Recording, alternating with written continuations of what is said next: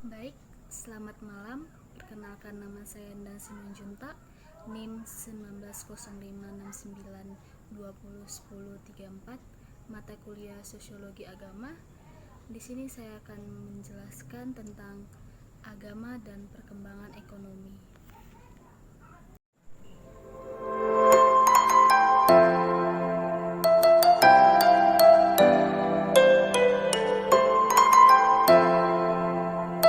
Pertama, saya akan menjelaskan tentang pengertian agama. Agama adalah tata cara yang mengatur peribadahan manusia kepada Tuhan Yang Maha Esa, serta tata cara yang mengatur hubungan manusia dengan manusia lain, serta manusia dengan lingkungannya, yang merupakan bagian dari makhluk ciptaan Tuhan. Agama memiliki tujuan untuk menjadi tatanan kehidupan yang berasal dari Tuhan, di mana hal tersebut nantinya dapat mengarahkan manusia menjadi lebih baik dan menjadi seseorang yang berakal dan berusaha mencari kebahagiaan hidup, baik itu di dunia maupun di akhirat, sebagai bekal dalam tahap selanjutnya di alam fana. Fungsi agama mampu memberikan pandangan dunia kepada manusia dan berpengaruh pada kebudayaan manusia, mampu menjawab berbagai macam pertanyaan yang mungkin tidak dapat dijawab oleh sesama manusia lain. Agama tidak hanya berhubungan dengan hal yang sakral, suci, maupun gaib, melainkan juga memperhatikan dalam ekonomi. Agama juga menjadi landasan aktivitas ekonomi dan supaya bisa mencegah adanya kecurangan.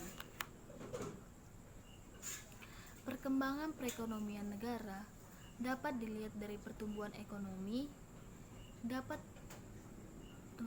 negara tersebut.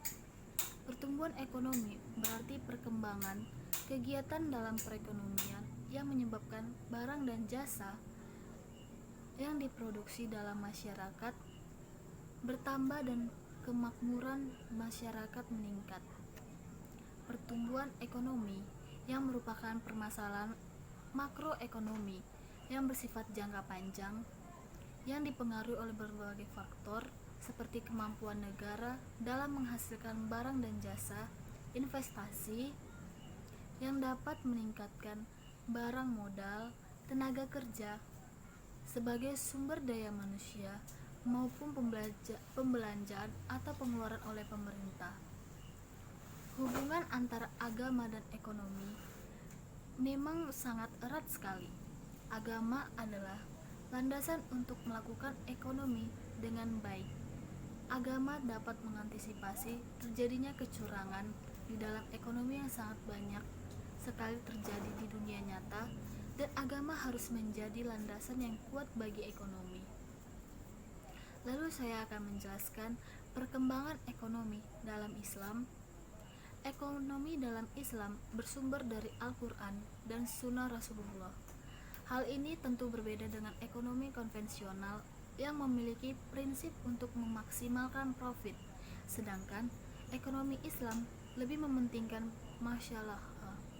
Dengan berdirinya Bank Muamalat Indonesia pada tahun 1992, praktik ekonomi Islam di Indonesia terus bertumbuh pesat. Tidak hanya di sektor perbankan, ekonomi Islam juga berkembang di berbagai sektor, yang salah satunya pada asuransi syariah seperti PT Asuransi Takaful, PT Asuransi Syariah Keluarga Indonesia, dan lainnya sebagainya.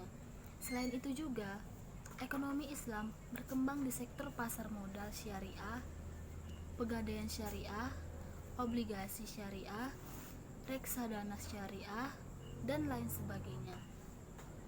Perkembangan ekonomi Islam di Indonesia mengalami berbagai tantangan dan hambatan. Salah satunya faktornya yaitu kurangnya pemahaman masyarakat tentang ekonomi Islam. Hal ini sangat berpengaruh karena ekonomi konvensional dinilai memiliki keuntungan yang lebih dibandingkan dengan ekonomi Islam. Pada dasarnya, keuntungan yang diperoleh dalam ekonomi Islam sebenarnya sama saja dengan ekonomi konvensional. Hanya saja, dalam ekonomi Islam tidak mengandung unsur-unsur yang dilarang oleh ala SWT, contohnya seperti riba. Dalam ekonomi Islam, lebih mementingkan terhadap akad-akad ketika melakukan transaksinya. Meskipun sudah mengetahui ekonomi Islam secara mendalam, para nasabah banyak yang enggan berpindah ke bank syariah dengan alasan hilang penghasilan tetap dari bunga karena sistem bagi hasil dinilai kurang menguntungkan dan juga kurangnya minat masyarakat dalam memahami ilmu ekonomi Islam karena sudah terlalu nyaman dengan apa yang telah diberikan oleh ekonomi konvensional.